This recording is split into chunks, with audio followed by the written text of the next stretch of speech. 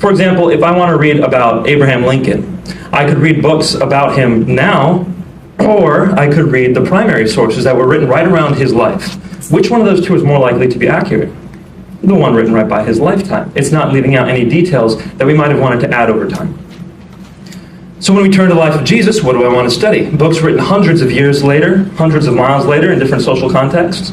Or do we want to read the books that are written first and foremost about him, the very first ones, and what they say? Well, I did some brief historical investigation. I found out that the books that were written most close to Jesus' life about him are in fact the four Gospels of the New Testament.